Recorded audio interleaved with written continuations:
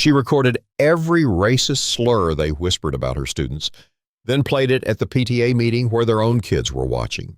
The black teacher stood in the supply closet, phone recording through the crack in the door. 3 white teachers were having their daily gossip session, not knowing she could hear every word. That little thug in my class?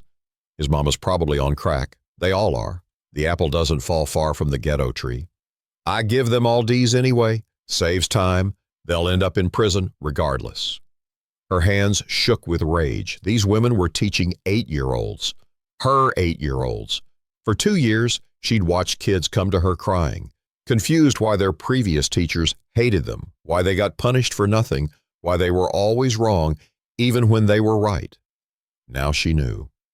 The next morning, a little boy named David came to her classroom early, bruise on his arm, eyes puffy from crying. She grabbed me again, said I was too loud, but I wasn't even talking. The teacher knelt down. Who grabbed you? Mrs. Number 3. That's what kids call the 3rd grade teacher, the one from the supply closet. Show me exactly how she grabbed you. David demonstrated, hard enough to leave marks, the same grip she'd seen on 4 other kids this month. All black, all troublemakers, according to the staff meetings. She took photos, added them to her folder, the folder that was getting thicker every day. Am I bad? David asked suddenly. What? No, baby. Why would you think that? She says I'm bad, says my kind always causes problems. What's my kind mean? Her heart shattered. This 8-year-old was already internalizing their poison, already believing he was less than. Listen to me, you're brilliant, you're good, you're important. Don't let anyone tell you different. But David just shrugged. He'd heard too many other messages from teachers who were supposed to protect him. That afternoon, she walked past the 2nd grade classroom. The blonde teacher had separated her class. White kids doing fun science experiments. Black kids copying lines as punishment. Why are they being punished? She asked. Oh, they know what they did. Don't you worry about my classroom management. She wanted to scream. Instead, she pulled out her phone, started recording through the window. Evidence. The principal walked by, saw the segregated classroom, kept walking. Like always. By Friday, she had 18 videos, 43 photos, 22 parent complaints that had been ignored, and 1 recording that would destroy them all. It happened during lunch duty. The 3 teachers didn't see her behind the playground equipment. We need to get rid of her. She's making us look bad. I already talked to some parents, told them she's teaching anti-white propaganda. Perfect. Get enough complaints and she's gone. Then we can go back to normal. Back to keeping those animals in line. They all laughed. That laugh would be their downfall. She went home that night and cried. Not from sadness, from pure rage. These women were destroying children, crushing spirits, creating trauma that would last lifetimes. Her phone rang. Another parent, another story. My daughter says her teacher told her she'll never be pretty because of her hair. My son's teacher said black boys don't become doctors, told him to consider sports instead. They moved all the black kids to the back of the class photo, said it looked better that way. Each story added fuel to her fire. Each complaint another nail in their coffins. Monday morning came with an ambush. 20 parents in the principal's office, all white, all angry. She's teaching our children to hate themselves. She's pushing radical ideology. She needs to be fired immediately. The principal, a weak man who avoided conflict, nodded along. I understand your concerns. We'll address this. She was called in. Face the mob. They'd rehearsed their lies perfectly. You told my daughter she should be ashamed of being white. Lie. You said slavery was white people's fault. She'd said it was historical fact. You're creating division. She was teaching truth.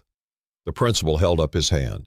I'm afraid I have to put you on administrative leave, effective immediately.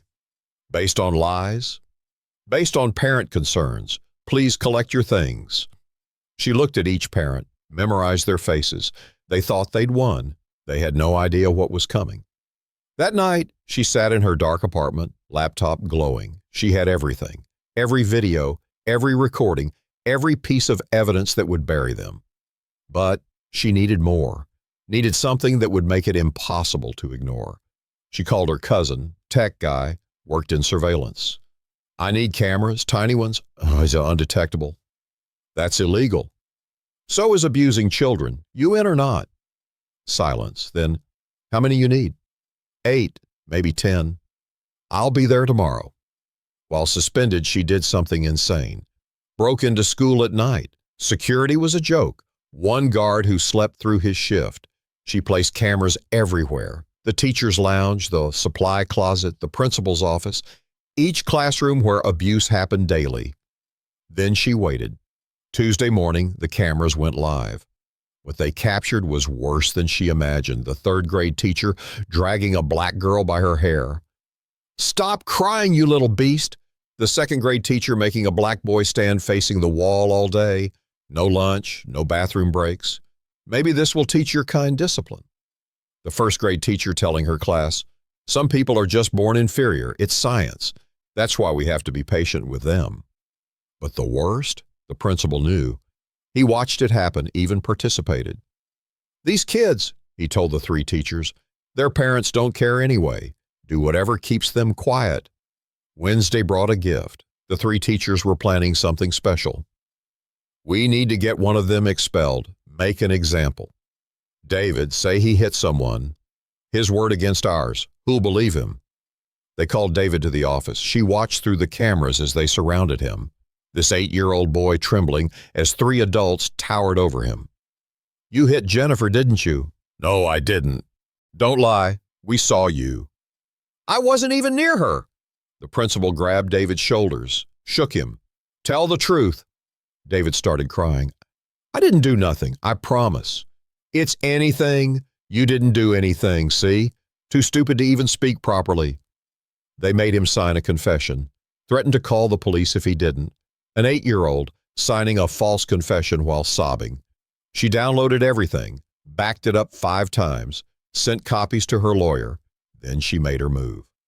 Thursday was PTA night, biggest meeting of the year, 300 parents.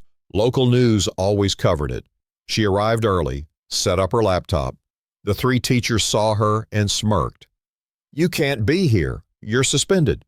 "I'm a parent too. My niece goes here."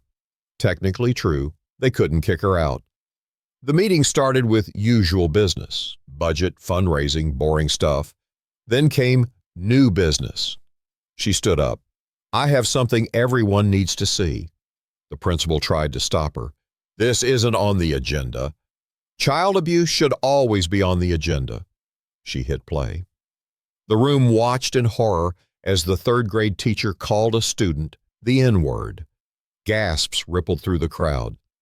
"That's edited," the teacher screamed.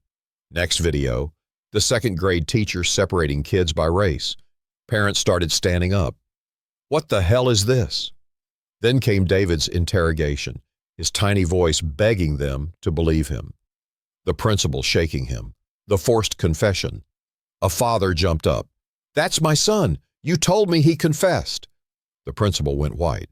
"This is illegal recording." So is child abuse. So is discrimination. So is assault. She kept playing videos, each one worse. The teachers' daily discussions about those animals, their plans to fail black students, their jokes about future inmates. Parents were screaming, some crying, the news cameras catching everything.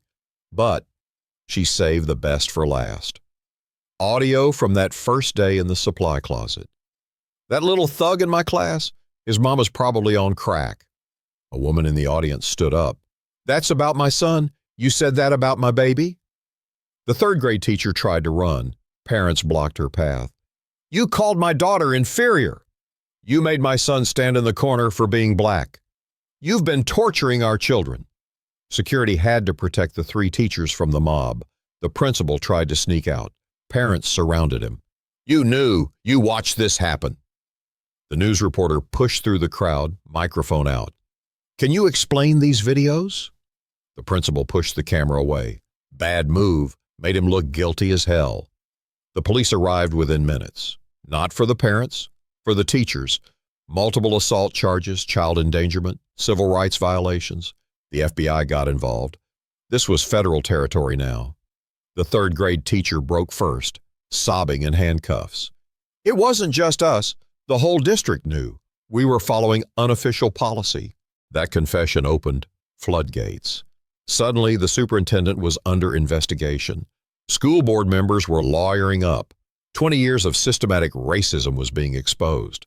The black teacher became the star witness. She sat in the FBI office, handing over evidence. How long have you been recording? 6 months, but I have complaints going back 2 years. All ignored. The agent, a black woman herself, shook her head. They traumatized babies, and got paid to do it. The trials were swift. The evidence was overwhelming. No jury would side with adults who tortured children. Third grade teacher, 8 years prison, lost teaching license, had to register as a child abuser. Second grade teacher, 5 years prison, lifetime ban from working with children. First grade teacher, 3 years prison, 2 years probation. The principal, 12 years. As the enabler, he got the worst sentence. But prison wasn't their only punishment. Their faces were everywhere. Social media destroyed them. Their own families disowned them. The third grade teacher's husband divorced her, took the kids, moved states, said he couldn't have his children associated with a monster. The second grade teacher's daughter wrote an op-ed. My mother is a racist who hurt children. I'm ashamed to share her DNA. The principal's wife left him. His adult kids changed their last names. His grandchildren were pulled from school by parents who couldn't trust anyone anymore. But the real justice came from the kids. David, the boy they'd tortured, stood up at a school assembly 6 months later. New principal, new teachers, new beginning. They told me I was bad, that I was stupid, that my kind didn't belong here. The room was silent. But my teacher fought for me. She showed everyone the truth. She saved us. He looked at her. You're a hero. She shook her head. No, baby, you're the hero. You survived. The settlement was massive, $50 million divided among affected families. The district had to implement mandatory bias training, cameras in every classroom, monthly reviews of disciplinary actions by race. But money couldn't undo trauma. She started free counseling sessions for affected kids, watched them slowly heal, slowly trust again. A year later, she was teaching again, different school. But her reputation preceded her. Parents specifically requested her class, wanted their kids taught by someone who'd literally fought the system and won. One morning, a white parent approached her, nervous, fidgeting. My daughter's teacher. I think something's wrong. She separates kids, makes comments. Would you help? She smiled. Get me evidence. I'll handle the rest. The network grew. Parents started recording, documenting, building cases. 30 teachers across the state were fired within 2 years. The movement had a name, Protection Protocol. The 3 original teachers tried to rebuild their lives. Impossible. The third grade teacher worked at a gas station until someone recognized her, had to quit after death threats. The second grade teacher moved to Mexico. Still got found, still got harassed. The principal? Last anyone heard, he was living in his car. No one would hire him. No one would rent to him. His face was poison. 5 years later, she won Teacher of the Year, national recognition. The ceremony was packed. She brought David as her guest. Now 13, straight A student, headed for greatness. In her speech, she said something that went viral. They called our babies thugs, animals, future inmates. They tried to destroy their spirits before they could even dream. But we recorded everything. We exposed everything. We destroyed them instead. The crowd erupted, standing ovation. To every teacher watching who thinks some children matter less, we're watching, we're recording, we're coming for you. The camera panned to the audience. Teachers nodding, parents crying, kids cheering. To every child who's been told you're not enough, you're perfect, you're powerful, you're the future they're terrified of. David hugged her on stage. The photo made every newspaper. The teacher who saved us, the headlines read. But late at night, she still watched the videos, still heard their voices, still felt that rage because it wasn't over, would never be over. Somewhere another teacher was telling another black child they weren't enough. Somewhere, another principal was looking away. She picked up her phone, checked the new recordings parents had sent. 3 more teachers to expose, 2 more principals to destroy. The hunt continued. They thought they could abuse children in secret, thought their whispers in supply closets were safe, thought nobody was listening. They were wrong. She was always listening, always recording, always ready to destroy anyone who hurt a child. That's what heroes do. They don't wear capes, they carry phones, they gather evidence. They burn down systems that protect abusers. She saved hundreds of kids, destroyed dozens of careers, changed the entire education system in her state, all because she stood in a supply closet one day and decided enough was enough. The 3 teachers who started it all, they became cautionary tales. Their names became verbs in teaching circles. Don't get yourself smithed meant don't get caught being racist. But she preferred another phrase, got exactly what they deserved. Because when you torture children, when you crush their spirits, when you tell them they're nothing, sometimes a hero emerges. Sometimes that hero has a phone. Sometimes that hero burns your entire world to the ground. And sometimes that's exactly what justice looks like.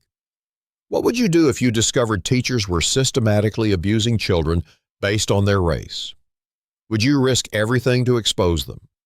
Drop a comment if you think she did the right thing by destroying their lives completely. Because here's the truth. Some people don't deserve second chances, especially when they've stolen first chances from innocent children. Hit subscribe if you believe every child deserves a teacher who'll go to war for them, no matter what it costs.